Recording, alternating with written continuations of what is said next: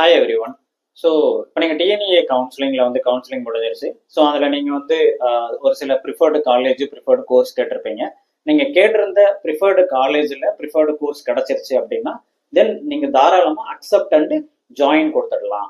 So accept and ஜாயின்னா என்ன அர்த்தம்? அவங்க நமக்கு கொடுத்துருக்கக்கூடிய அந்த சாய்ஸை வந்து நம்ம அக்செப்ட் பண்ணிக்கிறோம் அப்படின்னு அர்த்தம். Then they will provide you the allotment letter, right? So with that allotment letter நீங்கள் என்ன பண்ணணும், அந்த காலேஜுக்கு நேரடியாக போயிட்டு அதில் இருக்கக்கூடிய அந்த ஃபீஸ் எவ்வளோ பெண்டிங் ஃபீஸ் இருக்குதோ அந்த ஃபீஸை நீங்கள் பே பண்ணணும். எந்த காலேஜ் போனாலுமே அங்கே வந்து ஒரு அட்மினிஸ்ட்ரேஷன் ஆஃபீஸ் இருக்கும். அந்த டிஎன்ஏலேருந்து வர பசங்களுக்காகவே ஸ்பெஷலாக வந்து அங்கே ஃபேக்கல்டிஸ் போட்டு வச்சிருப்பாங்க.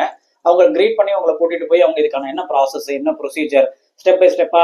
இப்போ வந்து டியூஷன் ஃபீஸ் மட்டும் தான் இருக்கா? டியூஷன் ஃபீஸ் இல்லாமல் புக் ஃபீஸ் இருக்கும், சில காலேஜில் ஸ்போர்ட்ஸ் ஃபீஸ் இருக்கும், இல்லை நீங்கள் எங்கே ஏதாவது ஹாஸ்டலில் தங்க போறீங்கன்னா ஹாஸ்டல் ஃபீஸ் பே பண்ண வேண்டியிருக்கும். ஸோ அந்த மாதிரி டிஃப்ரெண்ட் டைப்ஸ் ஆஃப் ஃபீஸஸ் என்னென்ன அப்படிங்கிறதும் அதோட செலானும் உங்களுக்கு கொடுத்து அதை பே பண்ண சொல்லுவாங்க. If you are coming under 7.5 reservation category, ஞாபகம் வச்சுக்கோங்க, நீங்கள் எதுவுமே கட்ட வேண்டாம். Because government will take care of every thing.